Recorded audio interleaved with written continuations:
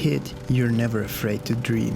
You dream of following your father's footsteps, or becoming a doctor, or even a professional football player, and you don't question whether it's possible. But as you get older, you're told that you should be more realistic, and that what you truly want out of life is unachievable. A few years ago, when I decided to quit my job and try to become self-employed, that's what I was told. It will be impossible to make a living from it. You will need a degree for that. But I thought, why not try? So, I'm with my friend Peter. Today we are starting a new project together. Why shouldn't it be possible for me to follow something I'm passionate about and see where that all leads me? I don't need to have an exact plan now, but let's just start and figure out along the way.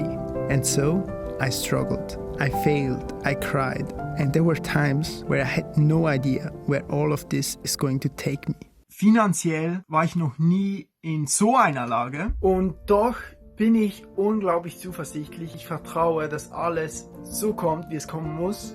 At the end of starting this journey, I can already tell you, even if there were insecurities, uncertainties and fears, just to give it at least a shot and not have to live with the regret was already worth it. And it brought me to experiences and places I could only dream of. But to be honest, my dream was never to only make a living from what I do. My dream was to inspire and enable others to follow their enthusiasm.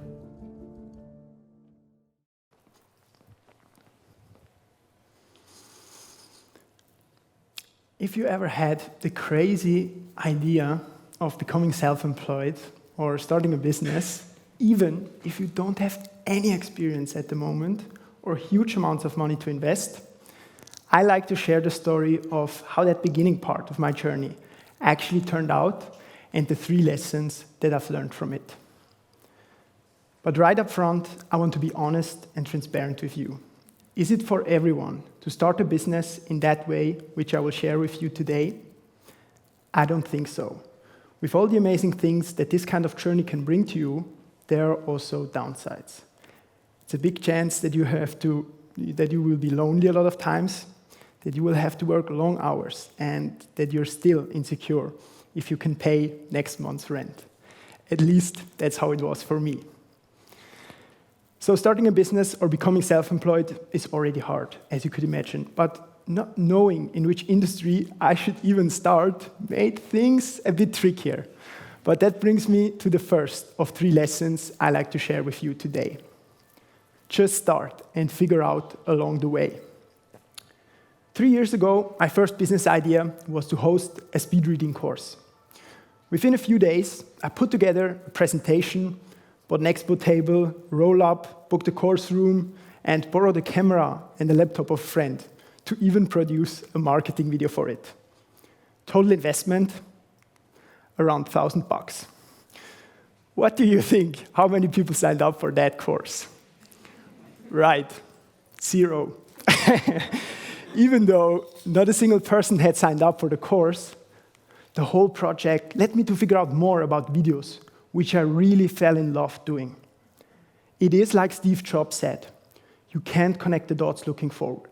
You can only connect them looking backwards. But what keeps most people from just starting their own business is not having a steady income. In that case, what worked for me was to build up savings. And with savings, I mean around 5,000 Swiss francs. And on the other side, to cut down all my expenses to an absolute minimum. That meant selling my car or even doing a trip abroad, because I figured out I could live there much cheaper than at home. So I slept in $2 a night hostels with 20 other people and ate together with the locals on the street. I can tell you, I loved it. Because it enabled me to spend all my time working on something I deeply care about and developing my skills. If you now think, yeah, that sounds nice. If you're 20, single, and don't have any other obligations, right? But if you're in your 40s, maybe you have 2 kids and a mortgage to pay, that doesn't work. And I totally got that. And I wouldn't recommend you doing it my way. But still, maybe to try to find ways on how you can lower your expenses by just a little bit, so that you maybe only need to work 4 days instead of 5, so that you have 1 full day a week, slowly building your own business. Lesson number 2. Learn the fundamentals of business by the practice of doing them. What do I mean by the fundamentals of business? First off, marketing. It means how potential customers get to know you and also get attracted by you. Second is sales. It's how to turn those potential customers who are interested in your product or service into real money on your bank account. And last but not least is delivery. It's how to provide a great product or service that people will love and recommend. At the beginning of starting a business, doing all 3 things at once from scratch can be extremely hard. That's why another way is to search for an opportunity to do it for an already existing business and only focus on 1 or 2 of them for at least 3 to 6 months to gain the experience on how it's done. This will be extremely valuable for you in the future and will speed up the process. Just market and sell a product that's already existing and also proven is much easier than creating it yourself. For me, that meant just market and sell a video app and not having to worry about developing it on my own was much easier than doing all 3 things together. What I figured out as well, even if I like to read, study, and learn, practicing a skill is 10 times more valuable than just learning about it in theory. Fundamental skills like these are best learned out in the field. In winter 2019, while working for a fundraising agency for 3 months and standing in front of train station and other public places, I've learned extremely valuable lessons about sales. I was talking to over 500 people a day and tried to persuade them to sign a direct debit. This turned out to be the best sales bootcamp ever. It also taught me that I should never be afraid to ask, because if I never ask, the answer will always be no. In terms of marketing, you need to find a way how people can find your product or service and also you. Yes, that's right, you. I think one of the reasons I'm honored standing here in front of you today is because since I've started, I always tried my best to document my journey along the way as transparent as possible on platforms like Instagram or LinkedIn. People will never just buy your product or service, they always buy the story, the values, and the emotions that's behind it. So sharing that with the right people was never easier. And to do it over whatever social media channel you choose today is only an investment of time. The last and one of the most important parts of the business fundamentals is to focus on creating value for one business you know and understand. First, you need to know what is a real value to the people you're trying to sell your service to. For that, I would recommend you to talk and, more importantly, to listen to them. My mentor always said, try to walk in their shoes. That means taking at least 20 to 30 calls with people you're trying to help in the future. But just listen and ask the right questions about their problems. Take notes, and sooner or later, you will find patterns in which you can position your product or service. Lesson number 3, find a mentor. When we start driving a car, we have a driving instructor. When we start learning a language, we have a tutor. But when we're starting a business, we might think we won't need any help, and that's a big mistake I had to learn the hard way. You will have high chances to focus on things which maybe are completely obsolete. For example, a lot of people who start their own thing might focus on building a new website or a video. But in reality, what you may be trying to sell has not even a demand. I was no different.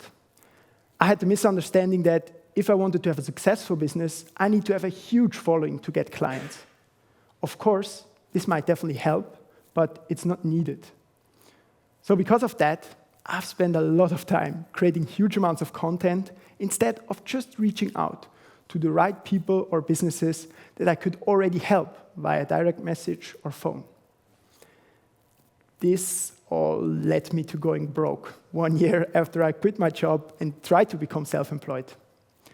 But luckily, I've met this one guy who changed my life. And this is how I met him. I remember I was fascinated about starting a business from just your laptop. So I thought to myself, where can I find those people who have already done that successfully?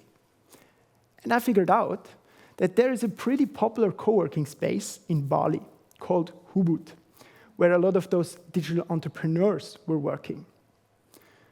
So in February 2019, after working at the fundraising agency, I took all the money that I've earned, bought a brand new laptop, a drone, and a one-way ticket to go to that place. On the first day I've arrived, I've met that guy on the reception, and we became friends. It turned out that he was an entrepreneur already for almost 10 years and successfully sold an app in his home country. As luck sometimes plays, he became my first real mentor. A few months later, when I needed to head back home because I was running out of money, right at that time, I received a phone call from him asking if I would be interested to sell licenses of his video app and build out the business here in Switzerland. I said yes, and with his help, it all took off. I've managed to get some renowned agencies as our clients in just a few months, and everything that I've learned then was later on the blueprint I reused to build my own video business 6 months later. Even if it's crucial to just start and figure out along the way, to make sure your journey has a high potential of actually being successful, having a mentor can increase your chances of succeeding immensely. Everything is easier when you can get advice from someone who already went down that road before. That's why it's very important to have someone besides you who can give you the priceless advice to either stick on something that you would maybe give up too soon, or let go of a stupid idea that you think is brilliant and waste all your time and energy chasing it. In today's time, a mentor luckily doesn't have to be only someone you find on a tropical island far away. You can learn from the world's best through the internet via courses, videos, and coachings. To this day, I've never attended a physical class of filmmaking or economics, but I think I spent hundreds of hours studying online courses on these topics. At the end, it all comes down to your gut feeling. If after all these stories and ideas, you still have that, wow, I wish I could start my own thing, then you should definitely do it. Then you should forget about your fears, disregard the fact that the timing isn't right, and just do it. But keep in mind, try to find a mentor who already did what you want to do, learn the fundamentals of business by the practice of doing them, and just start and figure out along the way. Like the famous quote says, in 20 years from now, you will be more disappointed by the things that you didn't do than by the things that you did do. So throw off the bowlines, sail away from the safe harbor, catch the trade winds in your sails, explore, dream, discover. Thank you.